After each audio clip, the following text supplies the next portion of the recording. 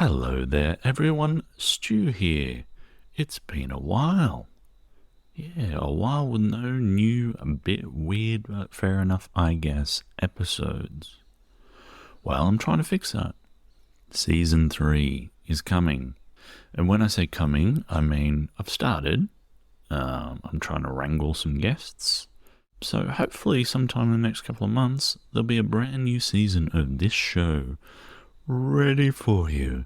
Oh, isn't that a nice tingly feeling? If you're interested in getting involved, you can always send a weird story through to me. That's option 1.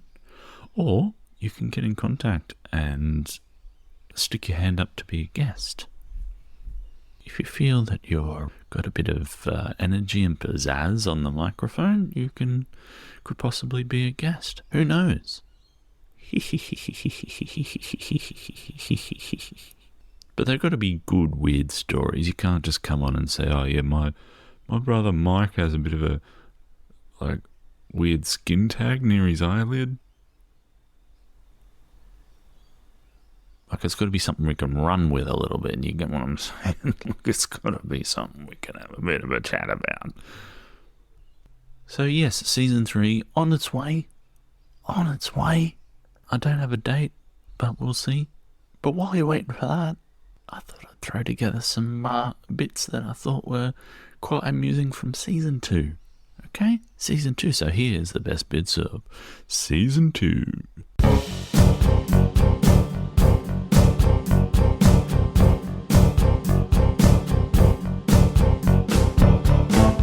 Look, are you planning on going to Poland at any point? No, but I have been.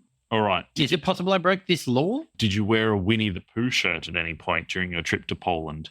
No, but it's possible that someone I know could. That's not that far out of the realm of possibility, right? Is that the sort of gear your people you know wear, usually? It kind of gives off the impression I hang around with children. I don't. All right. Well, the point is that Winnie the Pooh is actually banned in Poland because he doesn't wear pants. Ah, yeah. Yeah, fair. So, you can't get caught with any Winnie the Pooh stuff. You've got Winnie Pooh on your shirt. If you have a little kind of cute backpack with Winnie the Pooh on it, which I can imagine you potentially having. So Poland have issued a ban on Winnie the Pooh around playgrounds and schools. Well, fair. Finding that, but is it though? Is it a worry? No, but the pantsless bear is taken out of context. A pantsless bear is, more a shirted bear is scary than pantsless bear. Okay, but does that mean Donald Duck is banned in Poland because he doesn't wear pants? Look, it's that. And he's a fruity sailor. Yeah, but he's different to Pluto, right? Who is also a dog in that universe, but one is like amorphic. One is like a human and one is like a dog. What's going on there? I don't know. It must be magic. Yeah. Magic of Disney. Does Mickey Mouse wear pants? Have you guys heard of Robert Green Elliott? He was a quiet family man and devout Methodist with an electrical contracting business. But on the side, he earned his reputation as the agent of death. Have you heard of the agent of death? No. Well, he served as a freelance executioner. Okay. For 6 different states.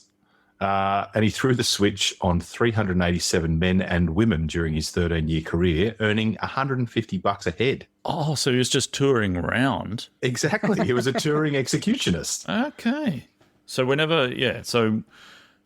sounds like a rostered kind of thing where maybe each state did their executions on a different day. Yes. And he could just drive from state to state on different days of the work week. Exactly. But in January 1927, they rostered wrong. And he actually had to execute 6 inmates in 2 different states all on the same day. Oh, my God. That is a nightmare. Oh, poor guy. I know. Well, so my question is, you've got to watch that, right? Expenses? Did you keep all these petrol receipts? Is that what you're worried about? That's right. And I'm sure, electricity was obviously a hell of a lot cheaper back then.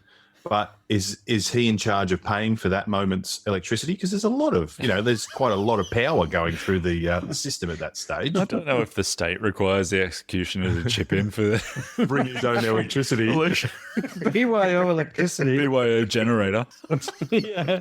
Sorry, no, it can't be state-run electricity, so... That's right. Well, we're running on fumes here. Yeah. Oh, shit. Oh, crap. Sorry, I forgot to charge it overnight. Just wait about 40 minutes, I reckon, 40 minutes. Can we just beat him to death? No. Can I just beat him to death with this battery? It's AAA. We'll be here all night. Just back and he driving his car up to the windows and hitting jumper leads in there. Put your tongue on this 9-volt. In regards to weird things, that's not wait, weird. Sorry. So that's not weird having your job. Well, that's weird. State but killing some people every day. Yeah, but I don't really have much else more on him. I was pretty much just a little bit of a factoid about Robert Green Elliott. But that would I feel like surely that messes with your head. Like it would have to. What does he mean? Killing people or having to drive state to state to do it? What do you mean? Driving state. I think the drive. The drive would be. Did you listen to podcasts? What do you kind of? It was 1927. Yeah, had to listen to gramophone podcasts. Yeah. Korea is the second leading consumer of spam. Oh, absolutely, yes. So everyone knows what spam is. I hope it's the incredibly processed, incredibly salty ham-like substance. Like luncheon meat. Yeah, it was introduced into Korea during World War II. The Koreans saw spam as a delicacy now, and it's a popular gift for the Lunar New Year to drop a little tin of spam on someone's doorstep. So there you go. You're almost right. Oh, no? You've almost got it. Okay. Through a window? No, they give a whole gift set of spam. Hang on, what's a gift set of spam? like a basket of different it's a box of maybe 12 cans of spam and 2 bottles of canola oil for you to fry it with. Oh, right. No HP sauce? Oh, no, sadly not. You can tell when it's coming up to New Year. So this isn't just something that was kind of after the war. This is something still going strong today, you're telling me?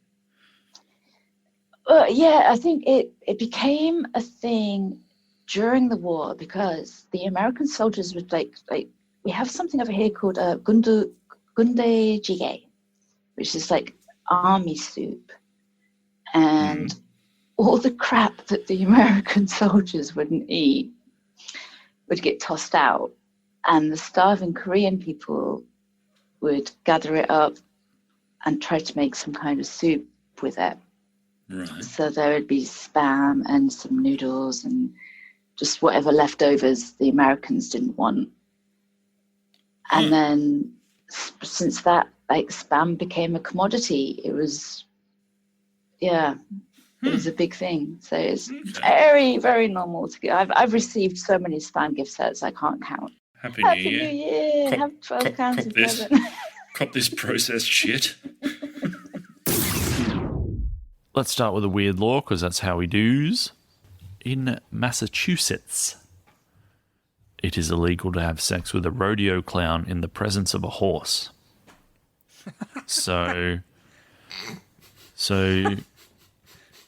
I don't know. Let's assume it's for the horse's sake. Yeah. Let's start from that point.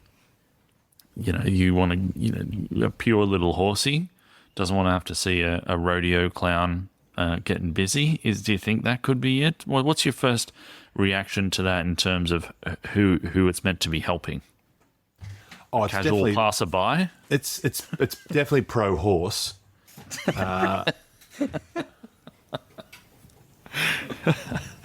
Well, yeah. Is it pro horse? Or is it a horse that has like a clown fetish, and its owner was like, you know what? I can't make this horse stop sticking its head in Mr. Ed style. Now there's a reference, and trying to check out these clowns having sex. So maybe we can make a law about it. The It's case of only the way. curious horse.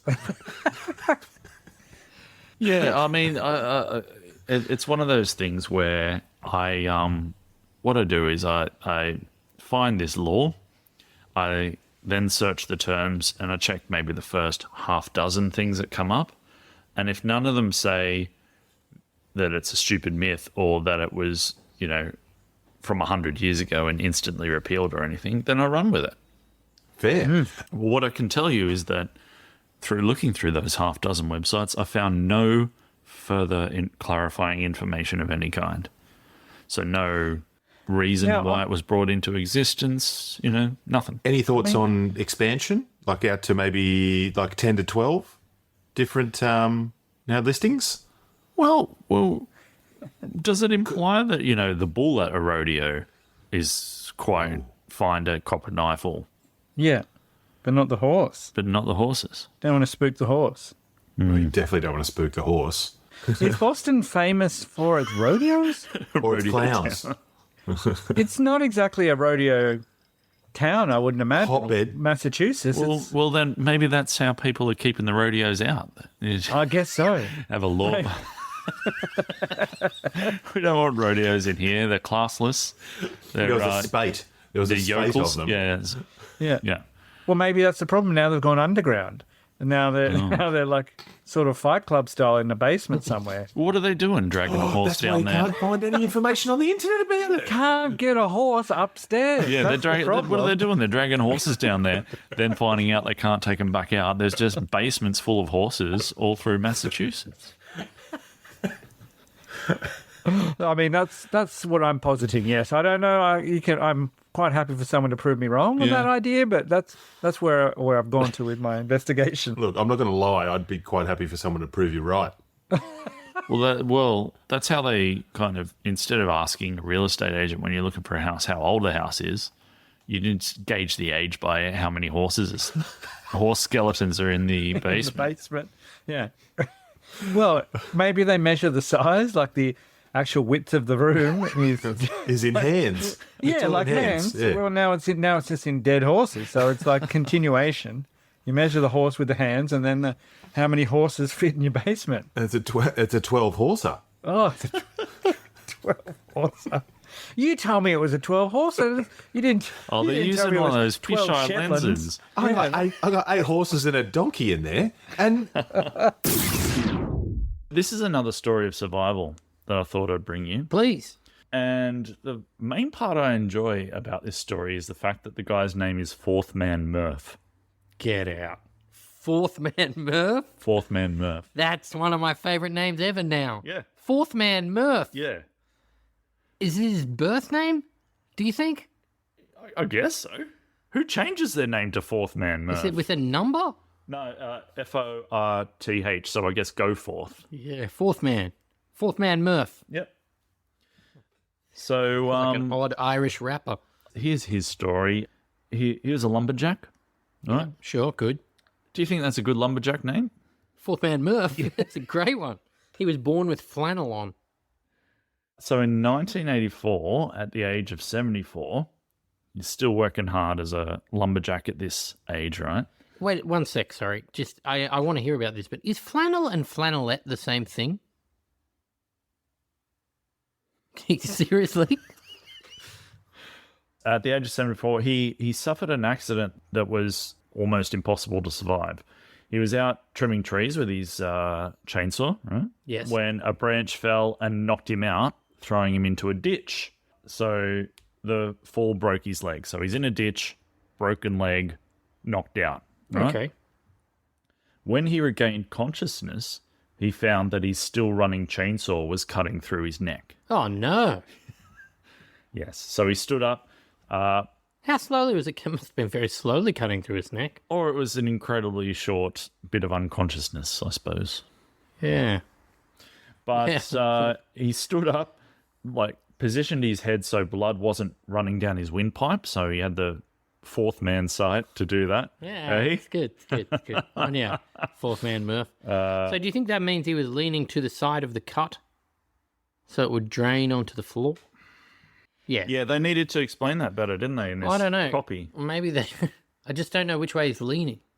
But either way, good for him. He worked it out. Yeah. He could probably feel it going down. I suppose you just lean to the cut side so the blood was dripping out. That's what I was thinking. Yeah. So he drove himself half mile to his neighbour's house, and then they drove to the hospital 17 miles away. So Fuck. where doctors found that he'd sawn through his windpipe, esophagus, and jugular veins, leaving just the spine and some skin holding his head in place. Oh, my. There is a difference, if anyone wanted to know. Flannel and flannelette. Flannel can refer to a wool-based material or a wool-cotton blend, whereas flannelette is usually made from cotton and brushed to create a softer look. So why not call it something completely different then? Yeah. Why confuse us? I'm going to move on to the product of the week. This one annoyed me, I got to say. It is the iSleep laptop-powered nap pillow. What? So this is a pillow for those who are too tired to leave the desk for a nap. You hook this pillow on top of your laptop, and so when you start feeling like you're nodding off, you close your laptop, it's there on top, and you can sleep on top of your laptop at your desk. No. What's this saying? You should be so overworked that you can't leave your desk to have a nap. Well, this just screams out to, and I'm quite often guilty of this sort of thing. It screams out to the sort of thing, if you build it, they will come. People will buy it for quirky reasons. I should imagine there possibly are like some real harrowed, simple, overstressed people that will buy it to generally sleep at their laptops. But really, As a concept, stupid. But as a piece of marketing, how many of these would be sold for Office Kris Kringles, for example? well, exactly. And there you go, marketing. For ribbing. Here you are, Nathan. You bludgeon at your desk for most of the time. You may as well make it official. Here's your Kris Kringle present, the sleep pillow. He would take it like a badge of honor. Yeah, whilst every day flagellating himself half to death with frustration because he got passed over for a promotion, but he'll still smile and graciously accept the presents.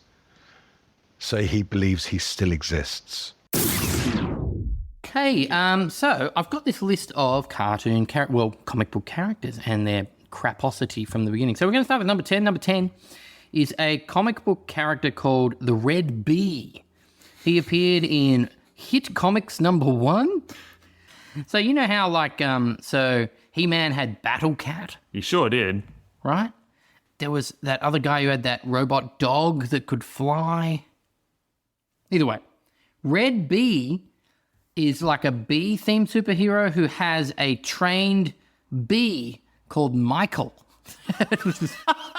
that does his bidding. Yeah, so... Had they run out of weed in the writer's room or something when they came up with It's that? the 1940s. So, yeah, so he can call his one favourite bee Michael to do his bidding or a swarm of bees. Okay. Number 2 appeared in Secret Origins Volume 2, number 46. His name pretty much explains it all. He's called Arm Fall Off Boy. He was a bona fide superhero. Now, also... Hang on. Since when is leprosy a superpower? Yeah, he could pull his arm off and kind of hit people with it is usually his go. Or throw it at people, and I believe he could recall it, and it would zip back to his arm. So it's on it's tethered. No, it's not tethered. I think that was a magic recall. Oh, I see. Okay. He also had a pal on his team who I don't think makes the list, but was quite weird, called Matter Eater Lad. Matter Eater. Oh, so... Matter Eater Lad. Right. Yeah, who could just eat anything. That was his superpower. I quite like that. Number 8, coming in, he had his own comic book. It only lasted, I believe, one comic, and it was called Skate Man. Right. He's a roller skater. That's his superpower, is he's on roller skates. He kicks people with roller skates. Right. Now, number 7 is my favorite looking one. He looks cool as fuck, but he's not that cool. He's called Razorback. Right. He's a Like the Big Pig movie. bam, like a big movie. Is it? He's a pig man. Yeah. But here, have a look at Razorback. Oh, okay. So he looks like Bebop from look, you can Teenage see, Mutant Ninja he's just wearing a Turtles. mask. He's not even Oh, like... he's not even a pig. No, he's not a pig. He's just wearing a mask. Yeah, of a yeah. pig. So he, his superpower is, get this, ability to drive any vehicle.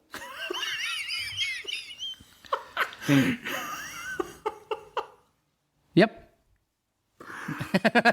So he wears a helmet that looks like a pig, and his superpower is he can drive any vehicle. I always assumed that there was a certain level of creativity you needed to work in comic books. Like, this is something I assumed I could never do. Yep, no, you could do it fine and better than Razorback. So But hang on. Does the power also come with the requisite licenses you need? nice.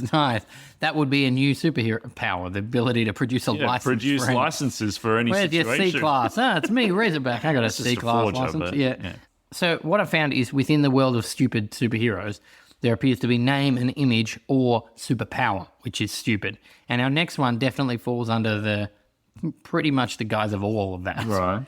This guy was in Adventure Comics number 342, and that was in 1985, and his name is Color Kid.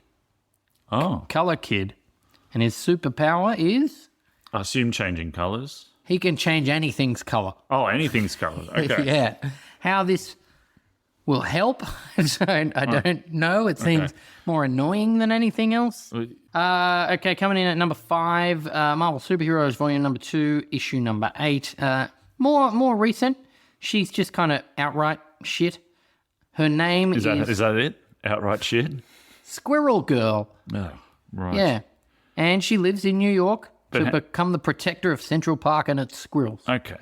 Now, does she have squirrel qualities, or is she just wearing a squirrel mask? She's got a squirrel tail, it appears. Okay. Other than that, I don't know much about her. All right. Likes nuts, hoards them, I would assume that could go to a different... or is she some sort of Robin Hood character taking nuts off rich squirrels and giving them to less fortunate squirrels? I like that.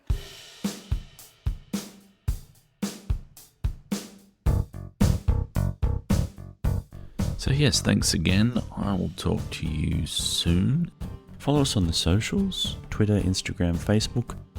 And to go out, here's a little ditty I put together about living in a bit weird world from some of the stories that we told from season 2. Bye now. We told you about Secret Service dudes who need to eat healthier foods. The toast that has a picture of you, and laws against Winnie the Pooh. Wanting to turn inside bookshops, cats that sound like demons, yeah. Living in a bit weird world. Comic book characters that are lame, and giving birth to rabbits for fame. 2 sets of DNA in one man, and giving gift boxes of spam. Watching a rodeo clown fuck, but only if you are not a horse yet. Living in a bit weird world. This is an Angry Chimp podcast.